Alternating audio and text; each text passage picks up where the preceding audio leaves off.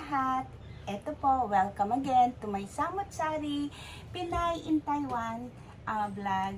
Okay po, so ang aking lulutuin is Taiwan recipe po.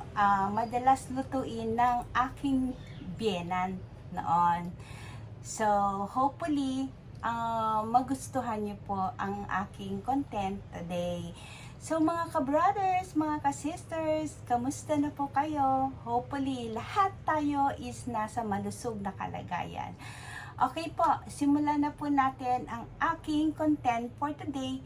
Yan ang nilasing na hipon. Okay po? So, sabayan niyo po akong manood or sabayan niyo po akong magluto. Hindi po manood, magluto ng nilasing na hipon.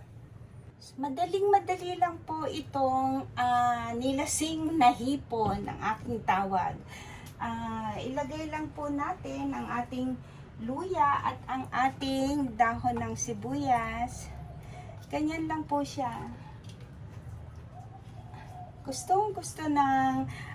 Gustong-gusto ko po to nung bagong dating po ko.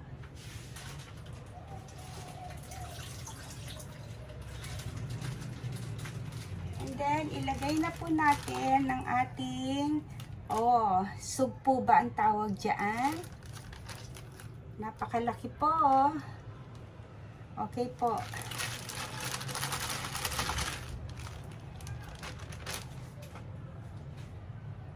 Ayusin po natin siya.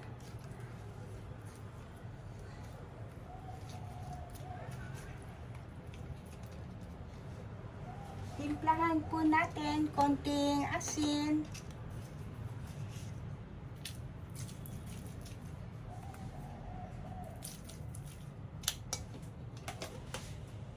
At ang rice wine po.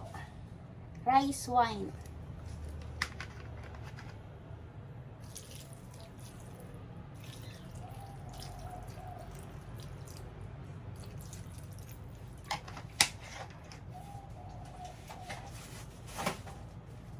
So, maglagay po tayo ng konting sili.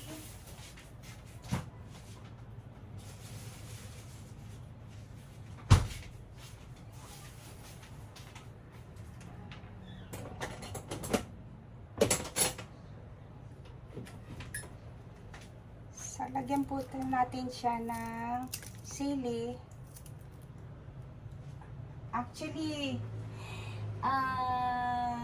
Actually, isa lang po. Hindi po kasi kumakain na maanghang mga bata.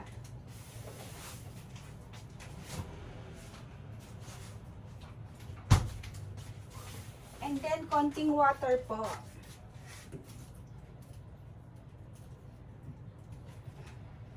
Konting water.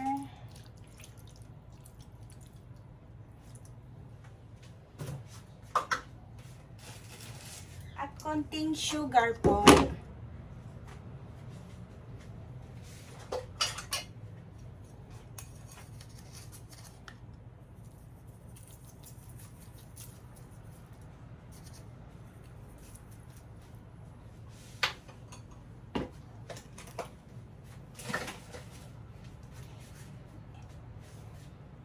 Yan po siya, takpan, pwede na po nating open ng ating fire.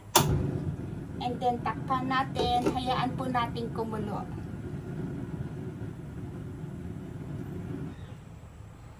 Wait po natin hanggang sa kumulo. Ito po, luto na po ang ating nilasing na hipon.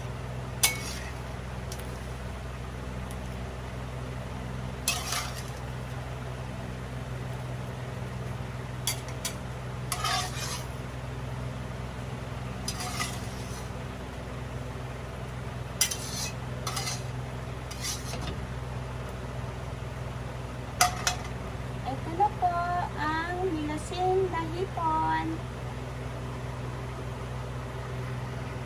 Guys, ito na po ang ating fried oyster with oyster sauce. At ang kanyang kapartner na nilasing na hipon.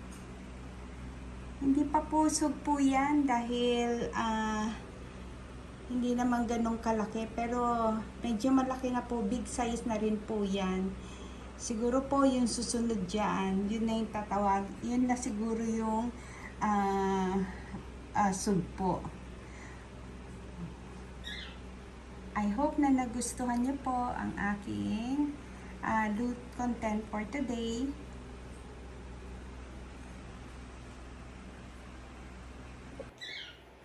Hi!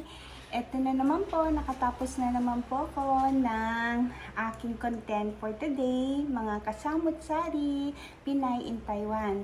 Ang aking nilasing na hipon, at ang aking bok choy with oyster sauce. Okay, I hope guys na lutuin nyo rin po ang aking naluto for today. So, sa lahat ng mga mommies, ng mga daddies, ang dali-dali lang po nito. Magluto lang po kayo ng ganito, sabayan nyo pa po ng isang sabaw. Isa pa pong sabaw at kompletong-kompleto na po ang inyong umagahan or hapunan or tanghalian. Okay po? Maraming salamat po sa mga subscriber ko. Sa mga hindi pa po nakakapag-subscribe, please mag-like po kayo and then mag-subscribe po and then don't forget to comment down. Baka may gusto kayong ipaluto sa akin. And please don't expect for more ha. Hindi po ako ganun kagaling magluto. Mga daddies, mga mommies, pwede nyo pong lutuin tong aking niluto for today. Sabayan nyo pa po ng isang sabaw. Simpleng sabaw lang po. At kompletong-kompleto na po ang inyong umagahan man, tanghalian o hapunan. Okay po, sa aking mga subscriber, maraming salamat po. At sa mga hindi pa po nakapag-subscribe, please po mag-subscribe na po kayo and mag-likes po sa aking vlog na Kasamut-Sari, Pinay in Taiwan. So, maraming salamat po. And thank you talaga. Maraming salamat. God bless us all and keep safe everyone. I love you.